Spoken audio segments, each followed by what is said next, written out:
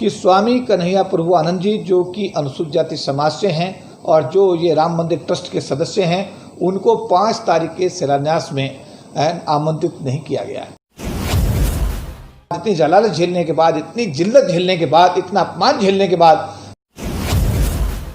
बार बार ये स्वामी कन्हैया प्रभु आनंद जी के माध्यम से, कभी किसी के माध्यम से, कभी किसी के माध्यम से हमें जो आभास कराया जाता है कि हम अनुसूचित जाति के, तो हम अनुसूचित जाति से हैं, हम आदिवासी हैं, मूल निवासी देश हमारा है, हम लोगों ने सम्मान स्वाभिमान के साथ में कभी कोई समझौता नहीं किया है।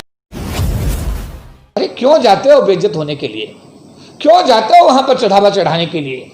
क्यों अपना अपमान वहां पर कराने के लिए क्यों जाते हो? एक बार नहीं, बार बार जातिगत आधार पर प्रताड़ना हो रही है। आईएएस बनकर प्रताड़ित हो रहा है। आईएएस के बीच में बैठ करके, वो आईएएस नहीं होता, वो शेड्यूल कास्ट ट्रीट किया जा रहा है। आईपीएस के बीच में आईपीएस ट्रीट नहीं हो रहा, वो एसटी, उसको शेड्यूल कास्ट और शेड्यूल ट्राइब ट्रीट किया जा रहा है। कलेक्टरों के बीच में कलेक्टर नहीं, वो शेड्यूल कास्ट है। चपरासी के बीच में वो चपरासी नहीं, वो शेड्यूल कास्ट है। अरे यार, क्या कि अब बाबा साहब को जीवन में उतारो व्यवहारिकता में। सिर्फ नौकरी लेने के लिए बाबा साहब का इस्तेमाल मत करो, बल्कि बाबा साहब का जो विजन जो उन्होंने देकर गए हैं, अगर हम सब ने उसको अपने जीवन में उतार लिया तो मुझे लगता है कि हमारा ये आए दिन जो अपमान हो रहा है, इससे भी हमें मुक्ति मिलेगी। साथियों, आज़ाद भारत में जहां भारत का संविधान लागू हुआ 26 जनवरी 1950 को, उस आज़ाद भारत के अंदर आज भी देखिए जातिगत मानसिकता के दिवालियापन की मिसाल इस बात से एक बार पुनः सिद्ध होती है कि जो ट्रस्ट है राम मंदिर के निर्माण के लिए बनाया, उसमें नाम के लिए एक अनुसूचित जाति समाज के स्वामी कन्हैया प्रभु आनंद जी को भी लिया गया था। लेकिन पता लगा है, और बहन मायावती जी ने भी ट्वीट करके इसकी पुष्टि की है कि स्वामी कन्हैया प्रभु आनंद जी जो कि अनुसूचित जाति समाज से हैं और जो ये राम मंदिर ट्रस्ट के सदस्य हैं, उनको 5 तारीख के शिलान्यास में आमंत्रित नहीं किया गया है। इसे क्या कहेंगे आप? क्या आप लोगों को समय नहीं, अब ये समय आ गया है आपको निर्णय लेने का? क्या बाबा साहब का 14 अक्टूबर 1956 को याद करने का समय नहीं है? क्या बाबा साहब ने कहा कि हिंदू धर्म में पैदा होना मेरे बस की बात नहीं थी, पर हिंदू धर्म में रहकर मैं मरूंगा नहीं? क्या वो प्रतिज्ञा को अब दोहराने का समय नहीं आ गया है? इतना लंबा समय होने के बाद, इतनी जलालत झेलने के बाद, इतनी जिल्लत झेलने के बाद, इतना अपमान झेलने के बाद, मुझे लगता है कि अगर हमारे परम पूज्य बाबा साहब doctor B are Ambedkar ji ने 14 अक्टूबर 1956 को बौद्ध धर्म को 5 लाख अनुयायियों के साथ में स्वीकार किया, तो काश अगर हमारे समाज के सभी लोग इस बात को समझ लेते, या बाबा साहब अम्बेडकर को कुछ जीने का समय और मिल जाता। 6 दिसंबर 1956 को बाबा साहब अम्बेडकर बहुत ही चंद समय के में वो उनका देहावसान हो गया।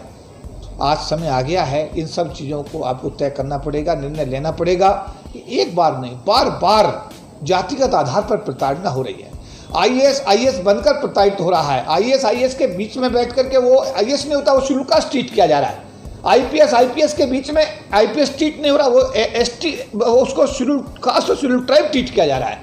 कलेक्टरों के बीच में कलेक्टर नहीं, वो शेड्यूल कास्ट है। चपरासी के बीच में वो चपरासी नहीं, वो शेड्यूल कास्ट है। अरे यार, क्या इवन भारत के सर्वोच्च पदों पर जो लोग विद्यमान हुए, जस्टिस के.जी. बालाकृष्ण, वो चीफ जस्टिस नहीं, दलित चीफ जस्टिस कहे जाते हैं। और भारत के वर्तमान में राष्ट्रपति रामनाथ कोविंद साहब को भी दलित राष्ट्रपति के रूप में संबोधन करने में इस देश की जातिगत मानसिकता के लोग कोई कमी नहीं छोड़ते हैं। मेरा समाज से अनुरोध है, निवेदन है, जागो, अब जागो, निर्णय लेने का समय आ गया है। बार बार ये स्वामी कन्हैया प्रभु आनंद जी के माध्यम से, कभी किसी के माध्यम से, कभी किसी के माध्यम से हमें जो आभास कराया जाता है कि हम अनुसूचित जाति के, तो हम अनुसूचित जाति से हैं, हम आदिवासी हैं, मूल निवासी देश हमारा है, हम लोगों ने सम्मान स्वाभिमान के साथ में कभी कोई समझौता नहीं किया है।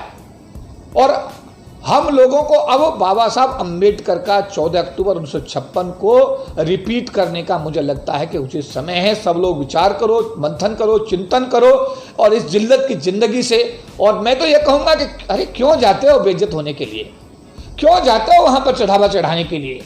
क्यों अपना अपमान वहाँ पर कराने के लिए क्यों जाते हो?